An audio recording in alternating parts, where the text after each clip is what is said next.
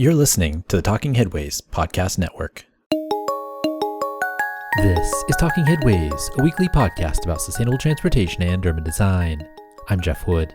This week we're joined once again by Yonah Freemark of the Urban Institute to discuss his annual transit project updates at Transit Explorer. In part one, we talk about housing strategies for properties near transit and which cities could use a subway project.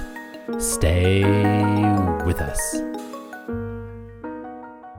Today's podcast is brought to you by our super wonderful, terrific, amazing Patreon supporters. We appreciate you all keeping this show and Mondays at the Overhead Wire going. To join this merry band of city wizards and transportation experts, go to patreon.com/theoverheadwire. $2 a month gets you some stickers and a handwritten note sent with a cool train station stamp. $10 a month gets you one of our transportation scarves. We've also got some bonus material up there, so check it out if you haven't already. And speaking of scarves, the heavyweight net bike scarf is back in stock. I'm also going to make a concerted effort to make some new designs, but if you want to get one of the Buster Bike scarves or the Lightweight Bike scarf now, visit theoverheadwire.com or support us on Patreon. And if you'd like to support the show in other ways, you can buy books at the bookshop site, bookshop.org/shop/theoverheadwire, or find our Cars Are Cholesterol merch at bit.ly/carsarcholesterol. For anything else, including the Town Planning and Practice audiobook, visit theoverheadwire.com and definitely sign up for the almost 20-year-old daily newsletter. Or you can just keep listening and enjoying the show. We appreciate that too.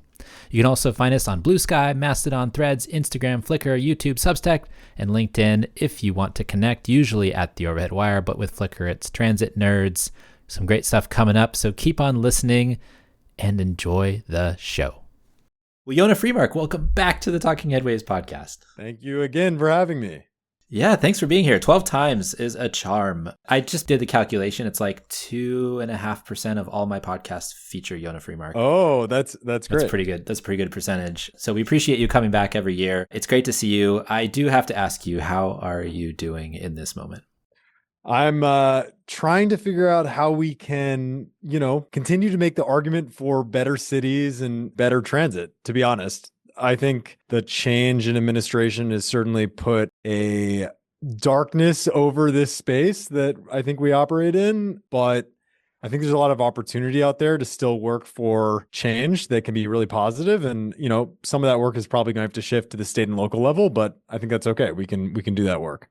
Yeah. Usually when the administrations change, you expect some kind of upheaval because obviously the administrations have totally different ideas about what matters in terms of like transportation funding and HUD stuff and whatever else. But I don't think anybody expected this to be this crazy. I mean, some people saw it coming with, all that 2025 stuff, but I don't know if we thought it would be like this. So it's frustrating, and I'm sure we'll reference it several times during this episode. I do want to congratulate you, though. You mentioned on your Blue Sky that you said you had 1,000 citations on Google Scholar now. Yeah, thank you. Thank you for noticing. It's funny because most of my work that I think is visible to the public is very much more around the policy audience, trying to identify best practices, trying to look to, what communities are doing well. And that kind of thing is not really a scholarly thing. It's not the kind of thing that would get referenced, but I do have this secret life of, having been a PhD student, and I do write research articles sometimes for journals, and it's exciting to have that work be talked about as well. This might be a hard question. Do you have a favorite? Yeah, actually, my dissertation, which I completed in 2020, now seems so far back. I mean, we've gone through a whole presidential administration and a giant health crisis since I completed that project. But in that work, I was really interested in understanding the governance of transit projects and land use around them in France and the United States. So I did a comparative research examination. And I actually published this last year, a paper that I published in a journal called Urban Affairs Review. And it's a really interesting case study into the reality that local governments play this really important role, even if state and metropolitan governments are the ones that officially make decisions about transit projects. I'm interested in your thoughts on the French side of things too. We've had Eric Eidlin on, who was a German Marshall Fund fellow, and he, looked at German and French high-speed rail lines and the land use stuff that goes around that. And some of the stuff that he shared with us was really interesting, specifically around how the French state operates and whatnot. So I'm curious, about your kind of back and forth on the two, what we might learn maybe from that side of the ocean. Yeah, so one thing that I found fascinating in my research, so basically to do this work, I interviewed hundreds of locally elected officials like city councilors, mayors, regional actors, even some state legislators in both countries. And one thing that was fascinating is the parallels between the US and France. So they have very different legal regimes. The US and France don't share a history of their constitutions, they act differently. Nevertheless, in both countries, there is this very strong attachment to the idea that local governments are best representative of the viewpoints of people, I think, on the ground. And so what you'll find is that people working in France in regional governments or in the US in state governments often defer to elected officials who represent municipalities for decisions that are important to their constituents. So, I interviewed some folks in the state of California legislature, for example, who essentially told me that even though they had the right to supervise, for example, policymaking related to the Gold Line extension out into the eastern side of Los Angeles County, they didn't want to engage in that oversight. They wanted the local governments there to make the decisions. And in France, I heard very similar things. I spoke to the vice president of the region of Île-de-France, which is the Paris region. And what he essentially told me at the time was, if local governments really want something out of a project, it's not my role, even though I have all the cash, it's not my role to tell them to do or not do something. It's up to them to tell me what they want. And I thought that was a really interesting parallel between the two countries. What does that mean for transportation projects? Does it mean that local agencies try to ask for too much when it comes to some of these projects, and maybe some of that deference causes some consternation? I think that's absolutely right. I think the deference given to local officials makes sense from a political and democratic perspective, but it has the consequence of systematically resulting in projects that might be less efficient and more expensive than if the projects had been planned by a central authority without the input of those local officials. I document in my paper essentially how, in Minneapolis, the route of a line was changed to support a local official who made her case to others in the region, even though that change cost the Metropolitan Council, which is the financer of the project, and Hennepin County, significantly more money. And we saw something very similar in the Paris region, where essentially a group of local governments said, we want this metro line to interconnect, which essentially meant the trains could run around the region. There wasn't necessarily much evidence that that would provide a significant benefit to riders, but the people in the communities really fought for it. And, maybe they were right to fight for it, but the result was the region had to spend hundreds of more millions of euros to pay for the project. So, I think this might be one contributor to higher costs of construction over time, is just the engagement of different local officials. But I think one thing that's worth emphasizing here is that, this is not a problem that can be solved by institutional change. In many of the examples I document, all of the official power is in those higher level governments to make the decisions. But what's happening here is that the local governments are using essentially what I'm calling de facto power to get what they want out of these projects. Oh my gosh. I'm sure we could talk for hours about that. We've got so much more to cover, but I just find that fascinating because we've been talking for so many years between the two of us about, the cost of projects and how long projects are taking and what we need to do to build more projects here in the United States. And so it feels like that's, part of that puzzle that we've been talking about for so long. Yep. You've also been working on so many other things. I mean, I see your name in papers and stuff all the time. You're releasing a report a week, it seems like. I wonder what some of the general themes are that you're feeling through your research and what's going on right now in housing and transportation, because it seems like you've kind of got your finger on the pulse of a lot of stuff.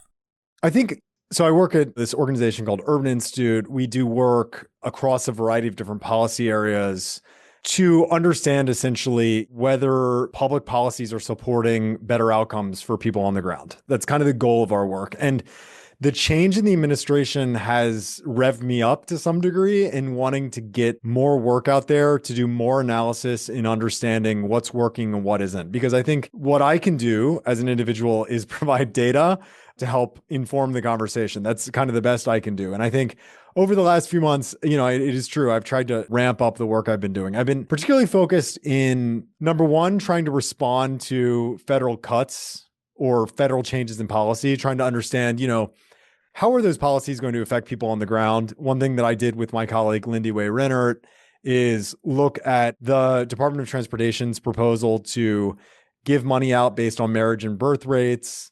We showed very clearly that that would be a regressive policy that would benefit essentially wealthy communities throughout the country. That would be the ultimate outcome of that policy.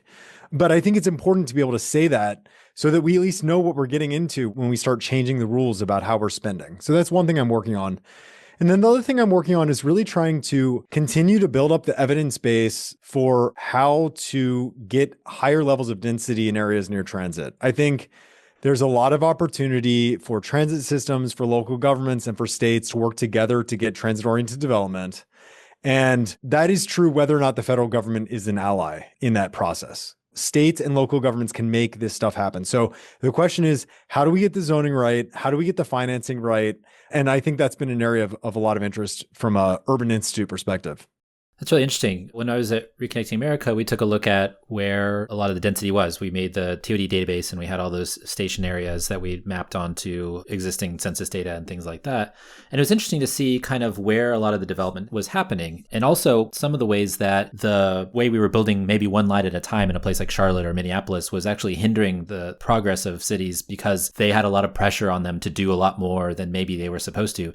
Recently, we had a discussion here in San Francisco about maybe Muni should not be building just affordable housing on its properties, but actually building housing so that it can get revenue to come back to the system. And so that's a very back and forth conversation between people who are looking for affordable housing, social housing, versus folks who are rallying behind the transit agencies who are seeing these drastic cuts and might have this fiscal cliff coming up and other revenue sources that might become available. And so I'm interested in your thoughts about what building more density and what more housing might mean for these fights that happen between different factions in cities. It's hard to generalize because every city is obviously encountering its own specific political and community dynamics, certainly. That said, I think one way of thinking about transit-oriented development and just sort of urban development in general is that, ironically, the biggest fights about urban development are often over the smallest changes. I think we've seen just dramatic screaming matches on the grounds of city council about, allowing accessory dwelling units, reducing parking minimums, et cetera, that are important and will increase the number of housing units in communities. But ultimately, if you want to build a lot more housing, I think there are opportunities to focus on huge sites. And most cities have huge sites that they have available. And the question then is, can cities leverage those big sites to get as many housing units as they can in areas near transit? And so, I live in Washington, D.C. The area that is of most interest right now is where the RFK Stadium is right now. The mayor is talking about building a new football stadium, which, we can discuss about whether or not that's a good idea. But the area around there is essentially empty right now. And there's an opportunity to build literally thousands of housing units. And the fact of the matter is that building all those thousands of housing units will likely attract less opposition than doing something like changing the specific rules of a historic district in a neighborhood. And the reason for that is that people who are directly affected by the historic district are going to get out and say something for the city council. But a big vacant site doesn't have very many opponents. And so what I think we need to do more of is identify where those big vacant or really underused sites are and just maximize the development that happens in those places. That's so interesting. I keep on coming back to this, and my listeners are probably sick of it by now, but I keep on coming back to this paper that was written by Anthony Orlando and Chris Redford. And I don't know if you're familiar with this one, but basically they're talking about the development regimes in California and Texas and the differences between the two. And basically they said California is just ahead of Texas. Texas will catch up and be out of land in a little bit when it comes to these large tracts of land where they can redevelop sprawl. And I have to think about the ways that we are coming back to trying to build in cities because we've run out of these large tracts of land. And it's harder because the regulatory regimes are harder than building on sprawl, right? And so what you're talking about, specifically finding these large parcels of land, might be one of those remedies where you find these large pieces of land in the city. That's the way you can counteract a lot of these big sprawl developments that are building 20, 30, 40,000 housing units that are leading to Texas being better off in terms of housing prices because they can just generate more units. It seems like that might be a way forward. If we're going to go, we might as well just find these sites in cities and try to maximize them. I think that's right. And I think cities that want to encourage more housing construction have the ability to be creative. So just to give you an example, Washington, D.C. is interesting because unlike almost every other US city, except for maybe New York, it has very little surface parking or anything like that, in part probably because of the height limit. And so there aren't that many obvious like big parcels that you can just build big projects on. That said, what Washington, D.C. does have is many relatively low density publicly owned buildings that are in disrepair. So fire stations, schools, senior centers, libraries, etc. We have seen in the past few decades, DC build a number of beautiful libraries. What DC should be doing is building towers with a library at the base. And we haven't seen enough cities make that mentality the standard operating procedure for how they think about their public assets.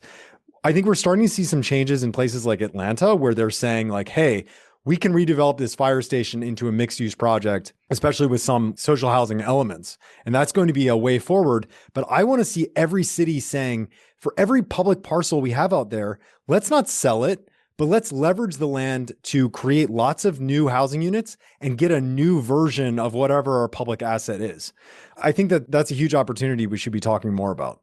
Yeah, the DAG debtor idea of public wealth, right? So trying to figure out what your assets are, managing a list of them, and then trying to develop on them, or at least make them, money making for the city. You mentioned Atlanta. Atlanta's done this. I mean, they've got 10,000 housing units in the pipeline because they figure out a way to, catalog all those properties and then start to think about what could be the best places for housing units, and created a public-private partnership in some ways to do that. And that's probably the way forward. The only frustrating thing here in places like San Francisco is that now, like I mentioned, the muni yards and stuff like that, we're having this discussion about whether it should be social housing, affordable housing only, or whether we should put some for-profit stuff. And then also like the height limits and things like that, right? So it would be great if it was social housing, but what if it's like the first 2 floors are social housing and then the rest of it is this, really tall tower that has a lot of housing units in it. And then the frustration comes from the neighborhoods around that about shadows and things like that. But we have to build housing at some point. We can't just sit here on our laurels and watch the housing prices go up forever and ever while we lose really important electoral college points, right? So we have to do something. And I think this might be the way forward.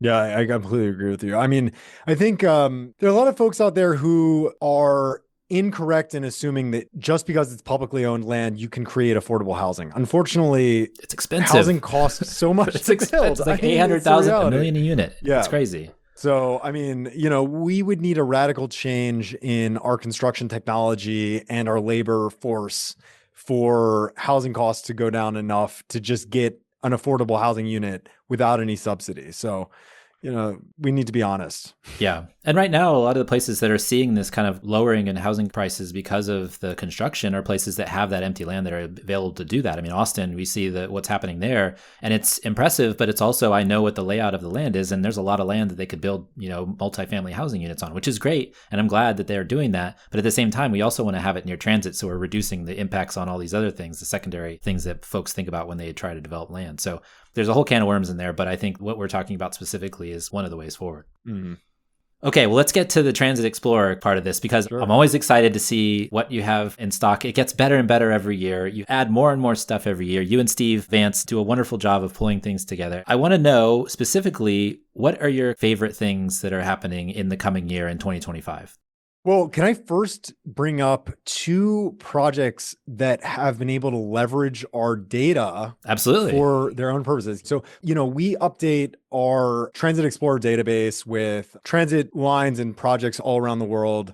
It is not entirely complete, but it is, it has as much as we can. It's pretty tens good. Of thousands of projects. Do you think you're the best in the world that has all this? Yeah. I don't think anybody has the quality and extent of data as we have, which is part of the reason why other groups have been able to use the data to really augment their work. So just to give you 2 examples of that, ITDP, which is a great organization that does a lot of research on transportation and development policy, most of which is actually outside of the United States. Most in South America and other places, yeah. Yeah, they have this wonderful thing called the Atlas of Sustainable City Transportation. And they've been able to use our data, basically loaded into their tool, as one of their key indicators. So for every metro region that they look at, they are examining the share of people who are located near the high capacity transit, and they are able to update it. And we actually work with them to add a number of bus rapid transit lines in a lot of cities around the world that I wasn't able to do myself. So that was really exciting. And then just this last month, the National Zoning Atlas, which is a great project that is trying to document zoning policies all around the country, incorporated our data into their online map. And so you can now check out where transit stations are all around the country and compare the zoning to those transit stations. So I'm really excited about finding new ways to use this data to help inform our policy conversations in transportation and also related topics. Yeah, we just had Sarah Bronin on the show a couple months ago, and that was very exciting to talk with her about her book, but also some of the stuff that's coming up the pipe in the Zoning Atlas. You know, it's interesting because when I was at RA, we were paid twice to create a database of stations. And one of the reasons one of the organizations came to us was because they wanted to know maybe where they could get work in the future. It was a construction company. And so I think there's a lot of ways that you could probably organize that so that folks are be interested in helping you guys complete it. Because I know it's something that you love to do and is fun, but it also costs money to do. But also it could be something that helps a lot of people figure out where they want to put transit lines or build something that might be coming up the pipe, apply for some of the contracts or something along those lines. So that was something that came up when we were working on something similar. Obviously nothing as far as you all are doing, but it was interesting to see how people were interested in using that data. Absolutely. Okay, so projects that I'm really excited about in 2025 in Los Angeles. I'm super excited about the opening of their subway extension. So they're going to extend the Purple Line down Wilshire. Those who have visited Los Angeles know Wilshire is like this corridor of high density surrounded by pretty low density, but it's absolutely an area that deserves better transit access. And so they're going to open the first phase of this Purple Line extension. And I'm super excited about that because I love visiting LA. And that's an area that is kind of hard to get to because you're stuck in really slow buses, frankly, if you want to get out to the west side. Yeah, sometimes the bus lanes are broken up a little bit because of opposition, right? I think like West Hollywood or somebody didn't want the bus lanes. And so you can go to a place with bus lanes and maybe some place that don't. And so it's a little bit disconnected. You know what that line brings? It brings good feelings. And the reason why I say that is because when we started blogging so many years ago, one of the things that I was really excited about was the subway to the sea. And this is what that is. This is the subway to the sea. And I put this little badge on my website on the overheadwire.blogspot.com. It's still there. That it was like a little subway underneath and it had palm trees on top and stuff. And I just remember that and was like advocating for that. And now it's something that's actually real. And so, you know, when you do sometimes these crayon maps or these like little things that are really cool, eventually maybe they might actually come true. It's true. I will say that it is daunting the length of time it takes to get these projects done. I mean, because, you know, the Purple Line extension was funded by, you know, Measure R, which passed in 2008. Yeah. And man, that was, you know, almost 20 years ago. And this project is not going to be done completely until 2027. So it's going to literally have taken 19 years from funding to completion, which, oh man, I do wonder, can we do better than that? I don't know. I think we can. I think it's possible. We just need to be a little bit more focused and we have to want it, right? You have to want to do it. I feel like we haven't really wanted to do it. I mean, the state DOTs don't want to do it. The federal government doesn't seem to want to do it, but we have to find somebody that wants to do it. And LA, you know, they're doing it, but they're doing it slowly. But I mean, I think back at like the original construction of the New York subway, I think it went from approval to completion in just like a few years, like 5 years or something like that for the first phase. And, you know, I do wonder, is it that we have just much higher standards for safety and planning processes? Is that what it is? Is that why it takes so long? I mean, what is happening here? No, and we talked about this last year. I was listening to last year's episode. I know we talked about this a little bit, but like China, look at how many kilometers, miles of subway they've built. Actually, after we talked last year, I went to China with my wife to visit her parents with my daughter. And we went to Zhuhai, which is just north of Macau. And I spent the weekend in Shenzhen and I spent a weekend in Hong Kong. And it's insane how much they've been able to build in both places. In Macau, they've got a little light rail line that we rode, which is nice, but that's not a big deal compared to the other two. But Shenzhen, I mean, they've just been building lines and lines. And I'm looking at your Transit Explorer to see, and they're building more lines and there's radial lines and they cross over here and they cross over there. And when I was there, I mean, I could see a hole in the ground for where they were extending a line, right? There was just a massive amounts of construction and they have highways too. It's not, it's not like they don't, but it was just amazing how much stuff they were getting done. And so I know the regime is a little bit different in terms of planning and property rights and those types of things, but it's possible. That shows me that it's possible and what's going on around the world. And even Crossrail, right? Even Crossrail with the success that they've had, I know it took a long time too, but if a more similar regime, they still got something done. They still built this huge infrastructure project that is benefiting people in London right now, and Paris and the Grand Paris Express and all that stuff. It's possible. We're not dreaming big enough, or we're not doing something big enough. We're not thinking about it as a matter of national importance that we need to do this thing. And so I think that's the reason. I mean, yes, where safety is better. Yes, construction standards are different. Yes, the NEPA process is different than it was back then, et cetera, et cetera, et cetera. But these other countries are doing it. And so I feel like that's an indicator species that shows us that it can be done if we wanted to. Well, nonetheless, I will say, you seem very skeptical, Yonah. You seem very skeptical. I just, what is exciting to me is that, we do have cities like Los Angeles, like Seattle, that are really trying to improve their transit systems. And the obstacles are very high in the current climate for a number of reasons.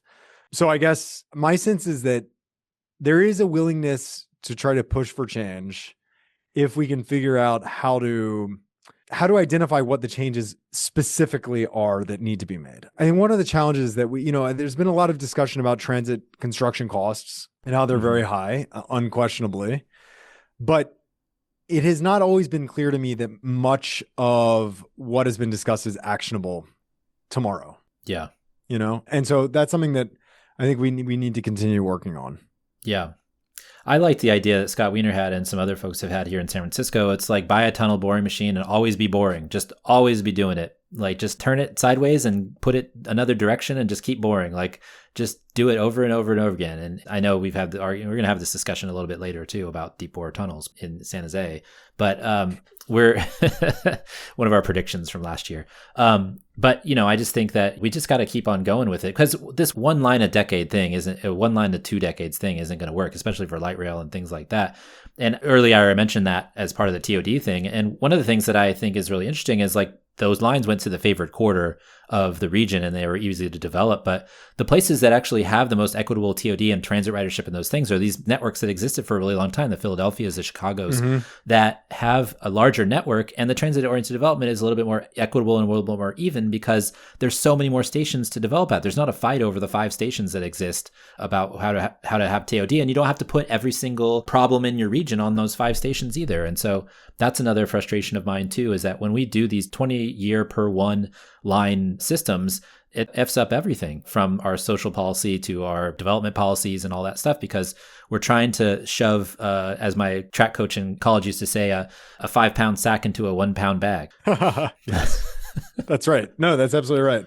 And I think, comparing, as you said, what cities in China, but not just China. I mean, you look at a lot of projects happening in India as well. Throughout the Middle East, there's a lot of projects happening. So yeah, I mean, there are a lot of other countries where projects are happening at a much faster clip than the United States, where we seem to be very much resistant to change. Yeah. And it doesn't have to be subways necessarily, right? Either. It could be just like transit investment overall. I mean, look at India, what they've done with their electrification of their railway system. Well, actually, I'm interested in what you think about this. Like, I think over the past few years, there's been sort of a increasing interest by a lot of cities to improve their bus services instead of build light rail, in part because of the higher costs of rail projects, and especially subways, certainly. But at the same time, it almost seems a little wild that the US, arguably the biggest economy in the world, can't handle building a few subways once in a while. I mean, it's pretty shocking, isn't it? It is. I think this goes to a whole other thing. It's like firing off stuff in my brain. But, Raleigh-Durham right now, Raleigh's trying to build a bus rapid transit line. And I think they've tried to set it out to bid like 3 times because they can't get a bidder on it. And it's your hometown and your area, and you probably know about this more than I do, but what's up with that, right? We have tons of road builders. We have tons of project folks. They're saying that it's because of the hurricanes and all the people that are building projects are going back and rebuilding these roads that were knocked out. But I think it's a larger problem. There's actually a paper that I don't know if you posted this or David Zipper or somebody posted this and I reposted it. But there's a paper that was from 2023 that got re-released, I guess, this week the one about costs for road projects. And the limiting part of what makes costs go high is the capacity of the local governments to oversee the projects, but also the quality and the number of bids that they get. And so the lower number of bids, the higher the costs go and the higher the prices go on these projects. And so there's something about our cyclical nature, or at least the lack of maybe the long-term funding mechanism. Our highway bill only goes 6 years. Maybe it needs to go, 20 years or 30 years, which might be a problem if we have one regime over another at the time that it's passed. But maybe it's like the long-term or short-termness of it that keeps these companies from, really investing in the ability to build, but also our inability to invest in capacity, which we're just gutting right now. The capacity that we barely had, we're just gutting right now at the federal level. And so that's part of the problem, I feel like, as well. Well, yeah. And I do wonder if the alternative is, certainly one alternative is building up the public sector. Unquestionably, it seems likely that we have to do that. I'm thinking right now about the high-speed rail project that was announced in Canada, between Toronto and Quebec City. They actually are bringing in a sort of consortium of private Air Canada and some other Air Canada, but also SNCF from France. And I wonder, is it possible to replace public sector capacity with private compilation of knowledge? I'm not confident that it is. I don't think so. I honestly don't think so, because, look at what's happening in California with the high-speed rail line as well. I think you have to build up that competence over time. And I think doing it locally, and I think, if California high-speed rail, if we readjusted some of the, the labor unions rule here in California, and they are, basically top of the dog pile when it comes to trying to get projects approved. So if you see the California CTC decide that it wants to keep funding highway projects, that's probably part of the reason is because the labor unions and their leaders have kind of gotten in the ears of some of the folks at the CTC. And so I think you could reverse that, though, and figure out a way to train people to get them to be knowledgeable. And, part of the thing about building the high-speed rail in California now is you're going to have a lot of people that have knowledge in this stuff. And so what you do is you go to the next project and you can say, okay, you have knowledge in this, let's do it faster, or let's figure out what you did wrong last time and do it better. And so that knowledge base for subways and for high-speed rail and for whatever other projects is not there. Think about all the TRB paper that are on bituminous asphalt. And like what I'm talking about, like you see it every time you go to TRB. It's like 5 different posters about how asphalt can be spread better. It's like there's a whole regime and a whole like thing behind all this research and all the road building capacity and like knowledge and background. So I think we can build that up in transit. It's just going to take time, and you need to start now, because the best time to plant a tree was 20 years ago, but the next best time is now. Yep. That's absolutely right. And I'm sorry, I feel like I've totally distracted us from the projects to look for. It's okay. It's just we're having fun conversations. I appreciate it. I like talking about stuff. Yeah, I mean, there are other projects that are exciting. I mean, in Seattle, East Link, right? Yep, it's super exciting. Like, I was just in Seattle in the fall, and for those who've not been there, their light rail system, which, has had some issues recently with maintenance, nonetheless is really effective. It's super fast. It's pretty frequent. And when they open up this East Link, which is going to go across Lake Washington from downtown Seattle to Bellevue, it's really going to create a regional system. And I'm really excited about seeing the performance of that project.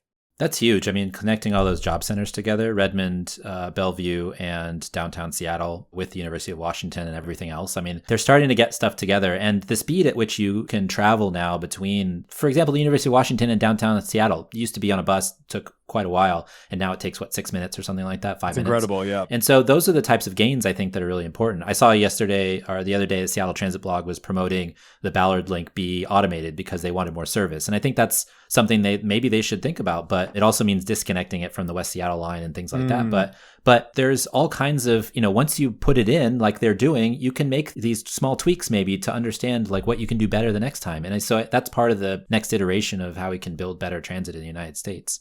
That's really exciting. Eastlink. Seattle and LA are just kind of years ahead. Yep. They're the ones that are building right now. They're the ones that are building. They're the ones that just put together $50 billion, $120 billion worth of ballot measures. And, they have the populations to do it. It's a bummer that other cities aren't doing that. And I wonder if that's a function of like the West Coast is not so bogged down by legacy stuff and repairs and things like that. So, I was in Philadelphia for Impact, and even just riding to the airport, you kind of see the rust and the disrepair. And it's hard because that's so much stuff that you basically just have to rebuild from scratch. And so they've probably rebuilt what LA is building now over again because they had to spend on repair rather than new systems.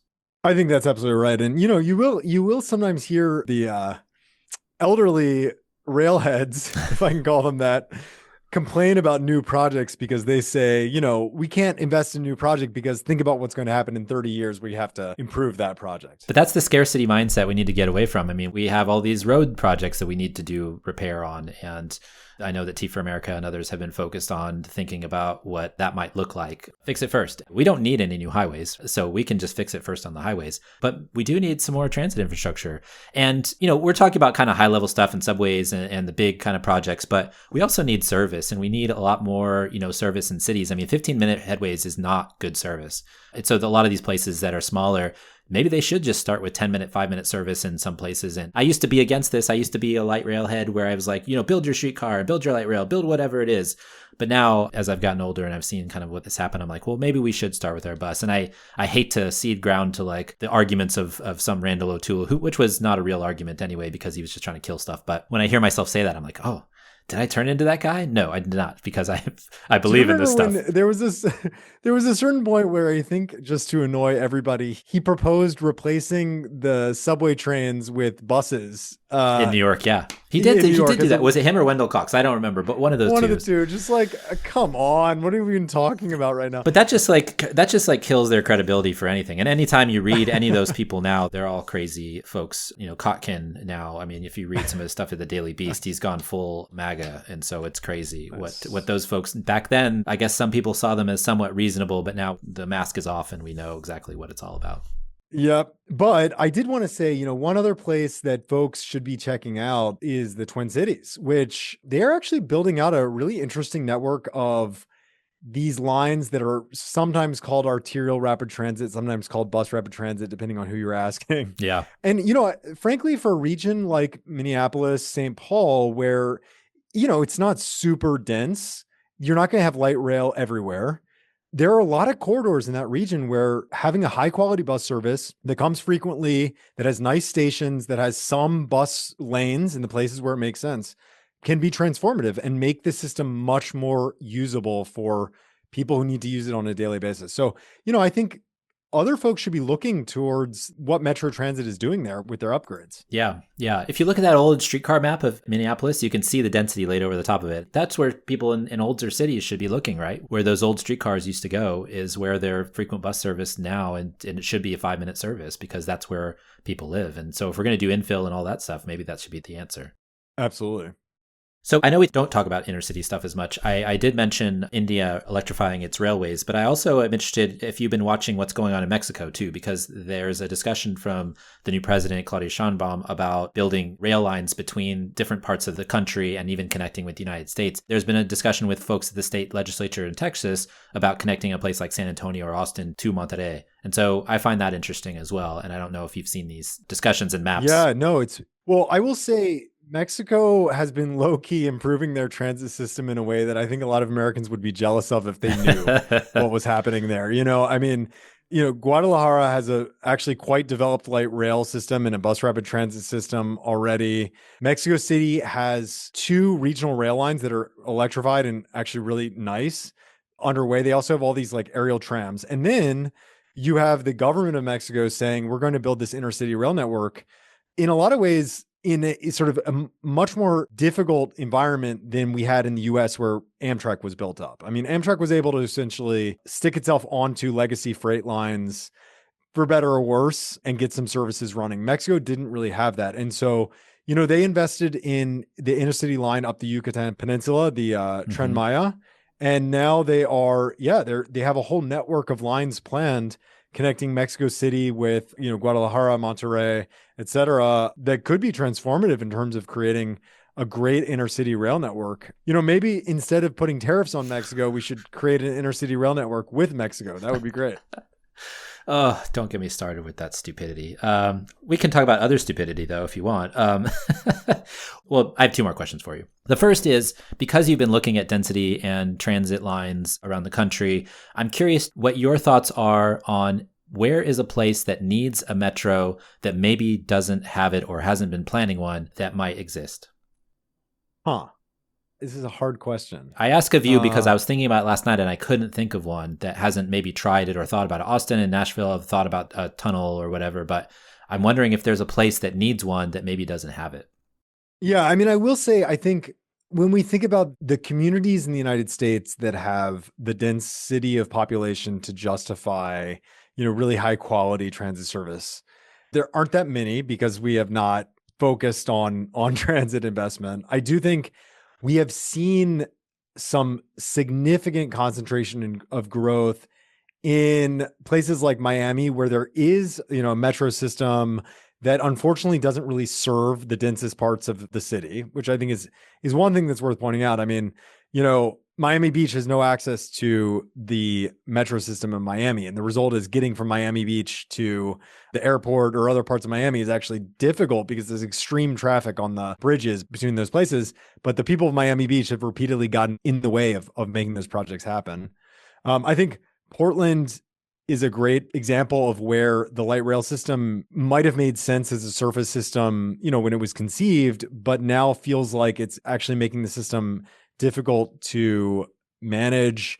It reduces reliability and it's just slow for people who don't need to get downtown. Yeah. And I think that that's an opportunity. Yeah, the cross tunnel, that was the one that came to my mind because of what you were mentioning. What they built was bare bones and cheap at the time, but getting from one side of the region to the other is really difficult because you had to go through downtown. So if you could have that subway and have a couple stops downtown and then go to the other side, you might actually, connect two sides of the region who were not necessarily easily connected through transit before. Yeah, I think that's right. And, I think another place that has had on and off discussions about investing in a much more serious system is San Diego, which actually does have a pretty developed downtown. It has some major job centers around the universities. Its light rail system really slows down downtown. It's the same as Portland, yeah. Yeah, because they were sort of built in the first period of light rail systems. And, I think folks in San Diego have been talking about creating a sort of secondary transit system that hasn't really gone anywhere, frankly. But, there's an opportunity there. I think so. Yeah. Yeah.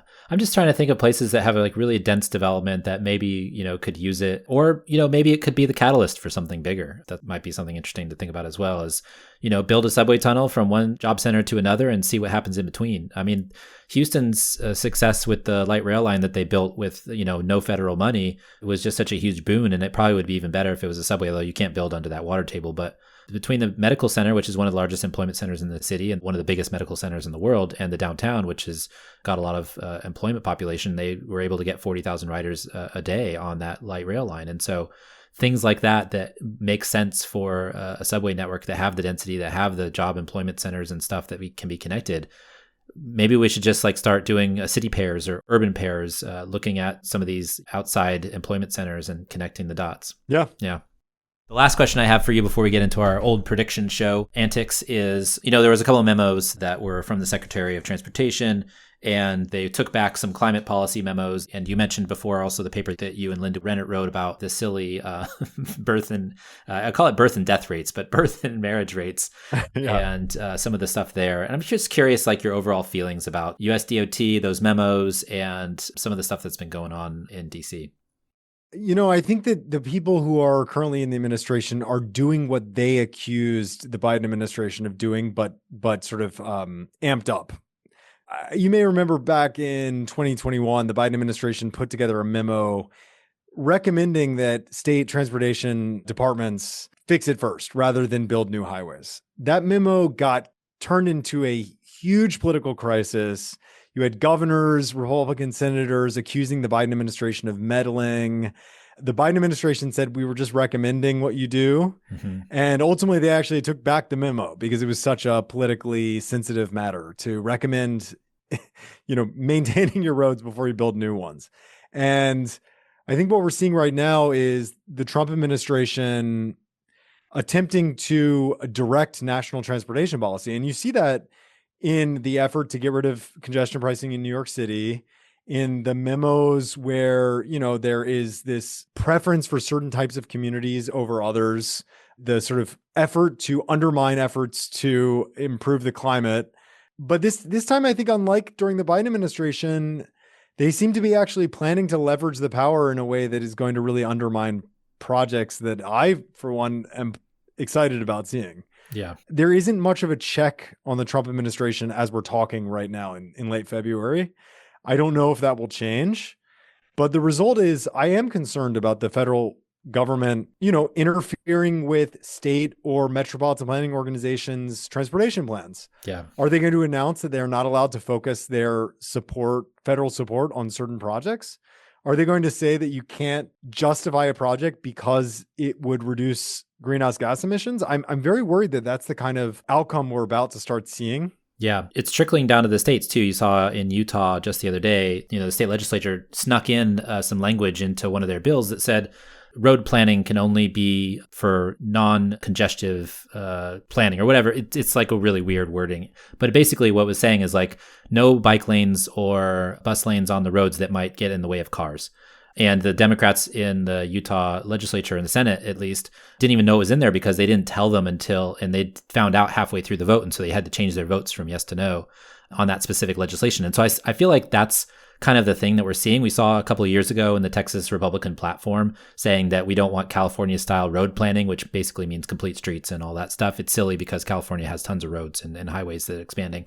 But also, this state preemption thing. And I think it's going up to the federal level as well, where we see in those memos specifically. So the other stuff was crazy. And I think that was kind of somewhat of a distraction, right? The birth rates and stuff. And they might take that out later when some of the folks in Congress complain that it's not going to be, enough funding for their jurisdictions. But down below that, and it was in plain language, and it was like, we need to put money towards things that are of the federal or national importance, which in my mind, that is a kind of a dog whistle for no transit, no bikes, no active transportation, right? Because to them, federal importance means large highway projects and large road projects. And so these little local things that you've been doing over there, messing around with the federal money, that's not allowed anymore. But that wasn't really paid attention to because it was in the plain language that's understandable. But the other stuff was like wild and out of tax.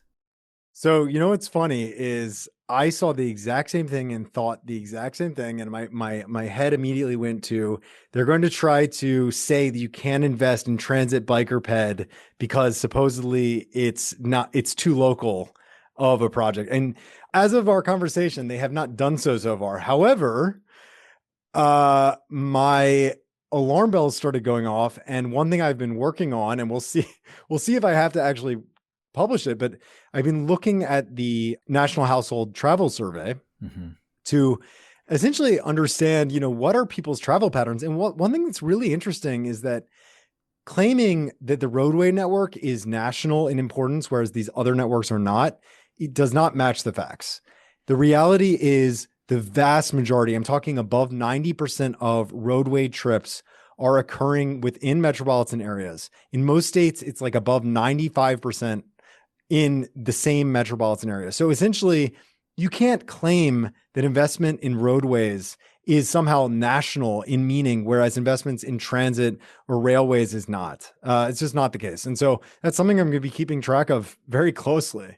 It's kind of a hypocrisy that's been going on for a long time because they've been spending a lot of money on these highway expansions. For example, like I-10 in Houston, expanding it to 25 lanes or whatever it is now. That's not of national importance to get people from Sugar Land or from Katy to downtown Houston. And so a lot of this stuff from the Metropolitan Planning Organization realm, anything that goes to the MPO is going to be local if you look at it from those small perspectives. And so that's frustrating too. If you're going to think about it all nationally, it's all going to be interstate highways between places, not inside of places. That's right. I mean, listen, if the interstate highway system had been built on that actual framework, like I believe Eisenhower originally envisioned, I'd be much happier about our highway system in the US because it wouldn't have involved demolishing huge shares of our inner cities. Unfortunately, we built the interstate highway system primarily as a commuter system for people to commute to work in their own metropolitan areas. And that's just the reality of what we've built. Yeah. You mentioned earlier the interference that the feds might run, and I saw this recently too. AMPO sent out an email specifically talking about this, where the STIP funding, which is the 5-year transportation plans, they're looking for all of the line items in those too. And so think about how many thousands of, even millions of lines are in these STIP programs every 5 years for the metropolitan planning organizations and all the transportation policy that has to go in. And so I know that they're trying to take an AI to go through all this stuff. I mean, equity doesn't always mean what they think think it means. And so, how much stuff is going to get stripped out of there if they try to go through that. And that's the fear, is that they're just going to try to go line by line, finding stuff when they're not actually knowing what they're looking for. Well, yeah. And I mean, we've seen that, just the utter neglect for taking the role of government seriously that the Doge people have already done. I mean, they've fired air traffic controllers. They're, stopping funding for AIDS treatment in Africa. They're allowing Ebola assistance to go unsupported, firing national park rangers who actually do a job. I mean, it's just utter neglect for effective government. I mean, that's their intention. They want to destroy the public sector, and that's what we're seeing. Yeah, that's what it is.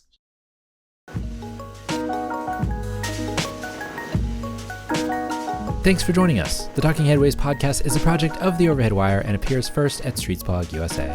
Thanks to our generous Patreon supporters for supporting this show and Mondays at The Overhead Wire. You can support the show by going to patreon.com/TheOverheadWire. Sign up for our 18-year-old daily newsletter by visiting TheOverheadWire.com, or check the show notes for other cool merch and opportunities to connect. Follow along using your podcatcher of choice, but if you can't find it there, you can always find the show at its original home, usa.streetsblog.org. We'll see you next time at Talking Headways.